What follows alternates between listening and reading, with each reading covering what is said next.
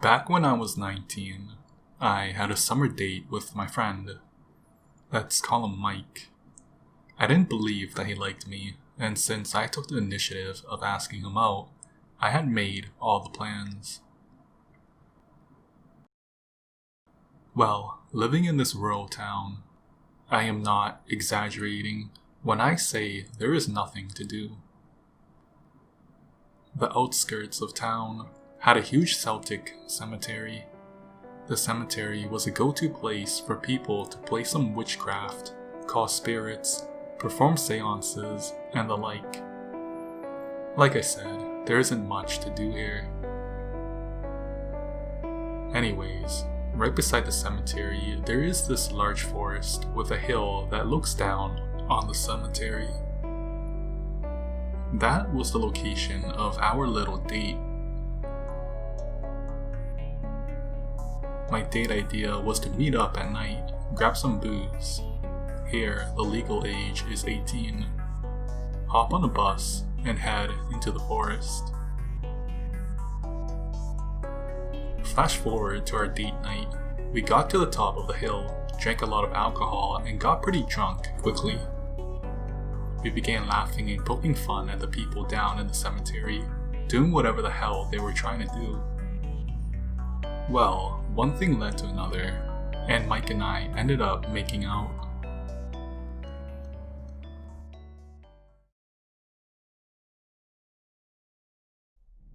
I don't know how much time went by, but the next thing I know, there are about a dozen people dressed in dark red robes surrounding us. They began chanting and saying something incohesive. The few words I could pick out were welcome, spirit, and world. Suddenly, one of them took a step towards us, placed some bread in front of us, and led the group away.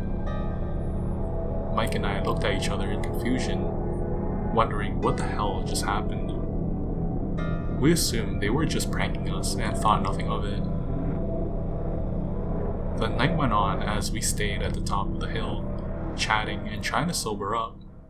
Not long after, we noticed that everyone down at the cemetery had left and gone home, and that we were the last ones in the vicinity.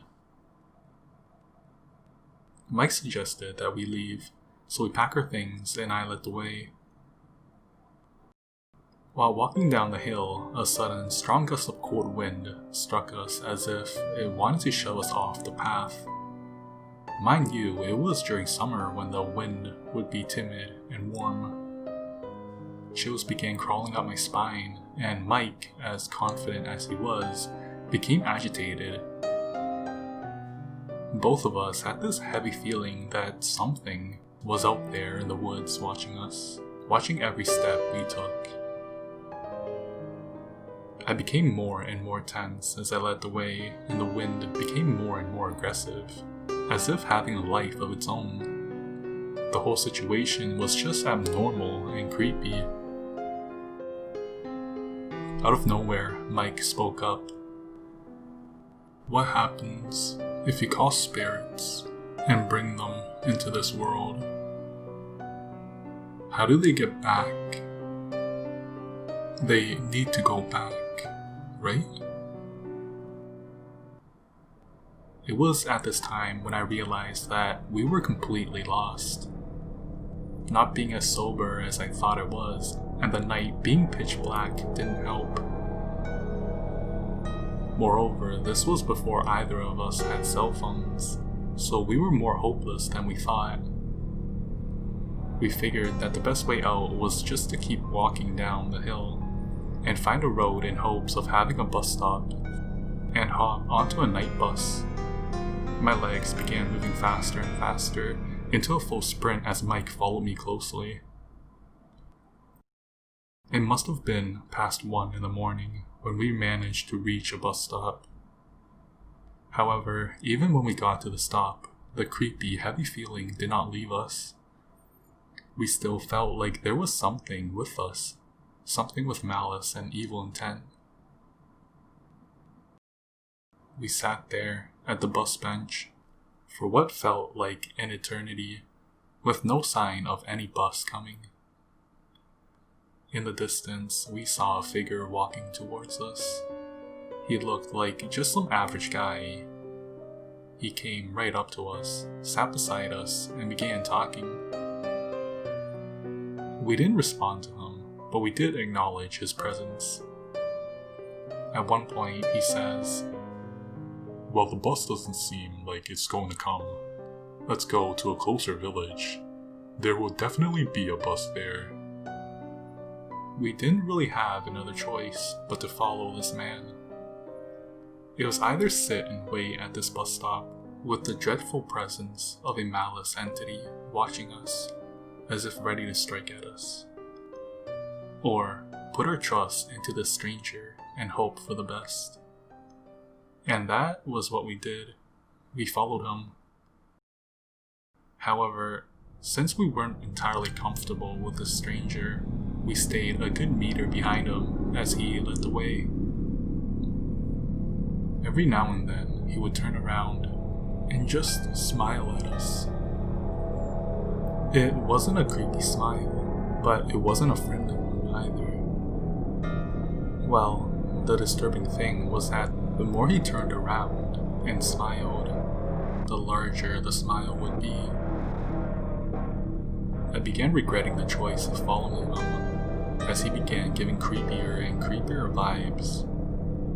Mike, on the other hand, seemed unfazed.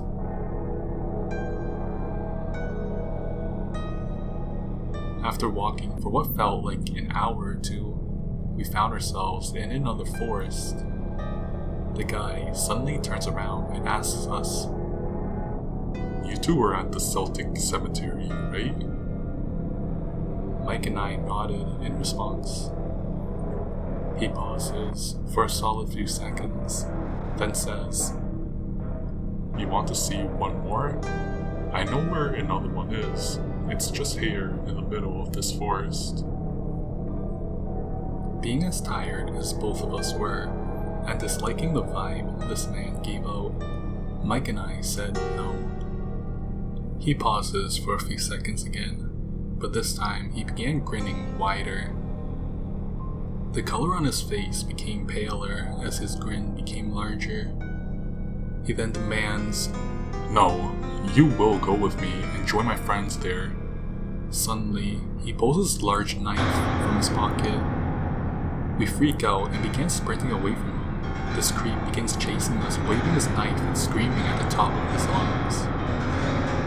We ran and ran, and luckily, out in the distance, we saw headlights. Without a second thought, Mike and I ran towards the direction of the headlights. We got on the road and jumped in front of the car. The driver luckily stopped. All the while, Mike and I were frantically yelling and pointing towards the forest. The driver let us in his car, and we told him that this creepy guy with a knife was threatening us and began chasing us as we ran. Maybe it was our body language or our scared voices, but he believed us and began to drive off. I instinctively looked back, and I kid you not, that creepy guy stood in the middle of the road, as still as a statue, with a knife in hand, staring at me.